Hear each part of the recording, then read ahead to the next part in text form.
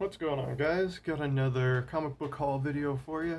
I picked all these books up at a local convention here just south of Louisville about 2 weeks ago. Actually set up a booth there as a vendor for the first time. I just took two short boxes of my comics that I've got listed online that I'm also just trying to sell. So wanted to see how I would do at the convention as a vendor. The table was $60. Ended up selling $100 worth of books, so it wasn't great, but I made enough to cover the cost of my table, and then immediately spent some money at the vendor right next to me because it was Great Escape, a local comic book shop. They had about 20 or 30 long boxes full of dollar books. And I cannot say no to that, especially when they are 5 feet away from where I'm sitting for 5 or 6 hours a day. So I picked all these up from there, dollar a piece. This first book is Star Wars Darth Vader #6. We've got the first appearance of the Grand Inquisitor. He's right there on the cover. He's got his cool double spinning lightsaber, or double lightsaber that spins, I guess. That can also come out of that little contraption. He's just featured prominently in the Rebels TV show, which was he was one of the best parts of the TV show. I liked him a lot. He's kind of a Jedi hunter tasked by Vader to hunt down all the um, Jedis that survived Order 66. So he was pretty cool. No telling if he'll be in any of the live action stuff or not, but I was happy to find this one for $1. Also from that Vader run is number 22. This is the first appearance of a Sith Lord named Lord Momin, who apparently built Darth Vader's castle and was a mentor to Emperor Palpatine. And last Vader book here is number 14. This one is a cameo appearance of Ahsoka. I'll pull it out here and show it to you. So we've got Ahsoka Tano in Marvel continuity in one frame here. She is right there. She's got her helmet on, protecting her tails, and a little smirk on her face. And that is all. So that's enough to drive this book to, I don't know, it's $20, I guess. I think all these go for about 20 right now. So happy to find all those for $1. I've got two X-Men books here. We've got 285 and 300. So 285 here, got a nice Whilce Portacio cover. This is the first appearance of Mikhail Rasputin, who's the brother of Magic and Colossus. And then number 300 over here, it's a nice John Romita Jr. cover, and good 90s shiny action. It's got the foil, woo, foil, shiny, shiny. Both these are newsstands, and they're in great shape for being newsstands, so happy to find those for $1. Next, got some Wolverine books. I'm trying to fill out this Volume 1 run, his first ongoing series, up to about 75, I think. This first one is 42. It's a second print. This issue had Sabretooth, Cable, and then on the cover it also says Nick Fury, Forge, and Jubilee, so I don't see them on the cover. I see Cable on the cover. And I don't think that's Sabretooth dangling. If it is, it's a terrible rendition of Sabretooth. But this is the second print of this book. The first, I think there was a little 2-issue arc, 41 and 42, with Cable and Sabretooth. It was pretty popular when it first came out. There was rumblings that Sabretooth might be Wolverine's dad, by some stuff that he'd said to Wolverine in these issues, which later turned out to be not the case, but still, when it came out, everybody was like, "Oh, Sabretooth, Wolverine's dad, watch out." So, it's pretty funny. I've got the first printing of this, so it was a very popular issue because they did 2 printings, and you can see the gold in the background that denotes the second print. And a couple other Wolverines here. We've got 14. Not a great cover, but anytime I find these early Wolverine issues for $1, I'll pick them up. Next one, we've got 28. It's a better cover. Again, $1, so happy to find that. The last Wolverine book is 24. This is a good Jim Lee cover. Got the newsstand version. Not in great shape, but only a couple spine ticks, so that's not bad for a newsstand. I think this is the first appearance of Madripoor. That's that city in the background.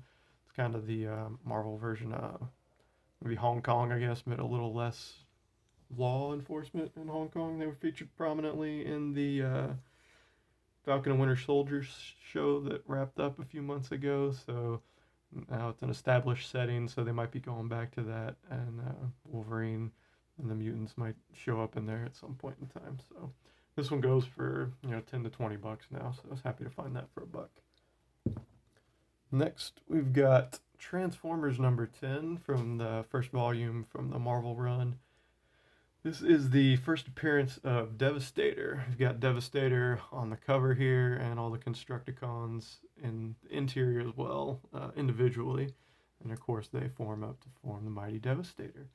I first became aware of this one from another YouTube channel, North Garden Comics. He does a lot of haul videos and dollar bin digging stuff, and he does a lot of Transformers stuff too. He likes Transformers a lot.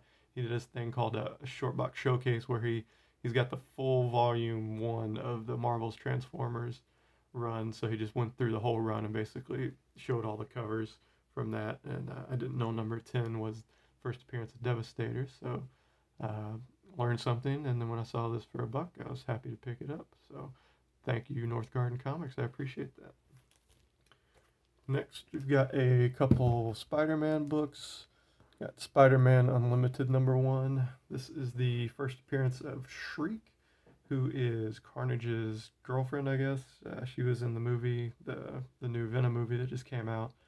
It was pretty good. I liked it. I liked the first one too. I know it gets a lot of hate, but yeah, I like Tom Hardy. I thought they did a good job with it. I know there's no Spider-Man in it or anything, so it's hard being a Venom movie, but I thought they did a good job with them.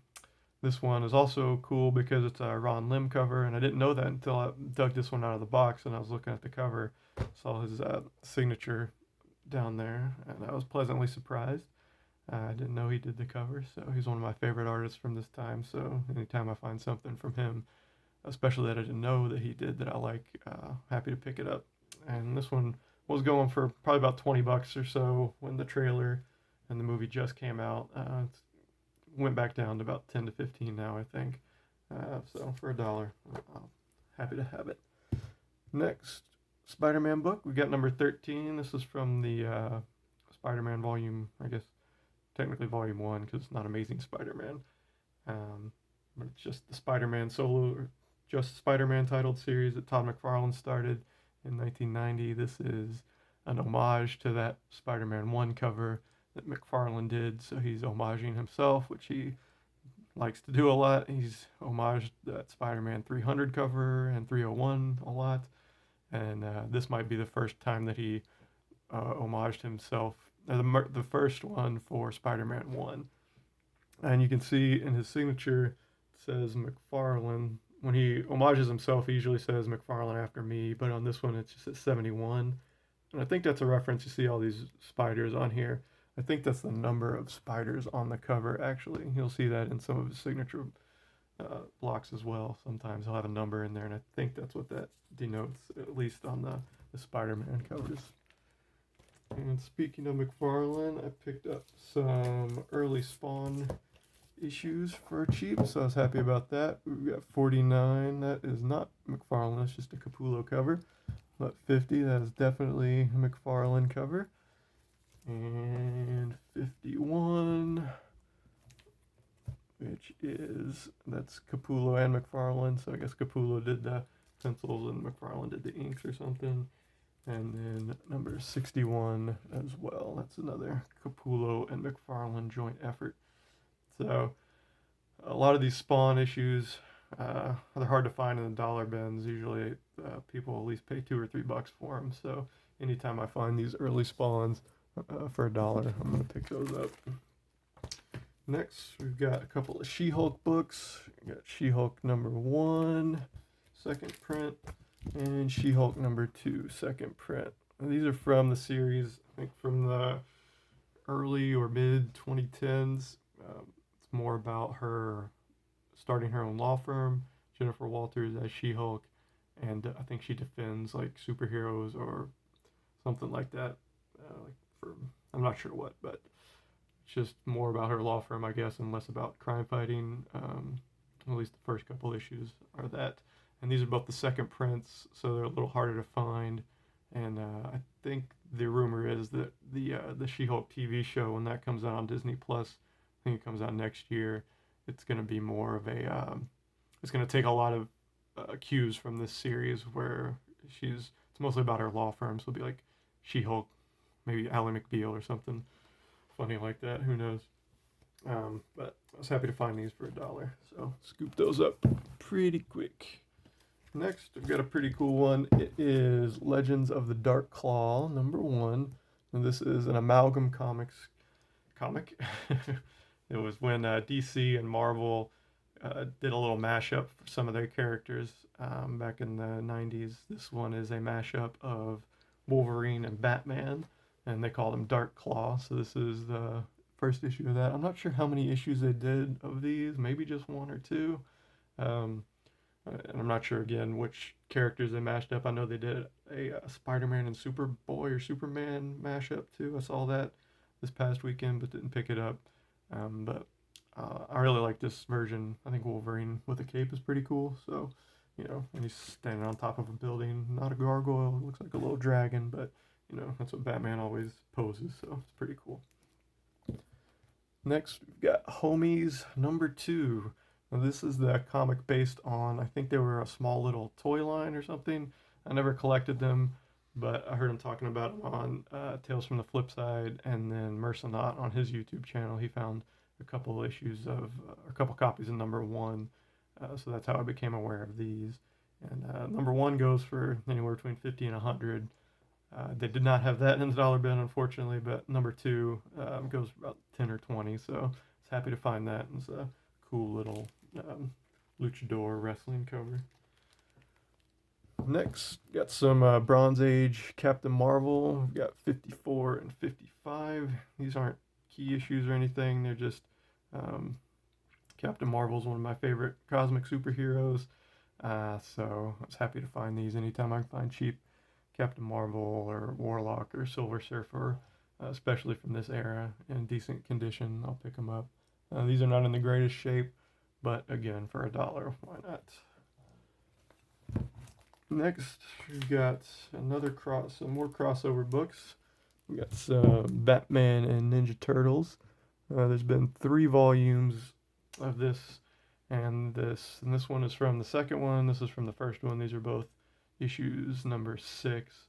I think they were doing I think the first one was 2016, and I think maybe they did them every year for 2 or 3 years after that. So I'm trying to slowly put all these together. Let's see. So this is issue 6 and issue 6 from volume 1 and volume 2. And then we've got more volume 2, #2 and #5.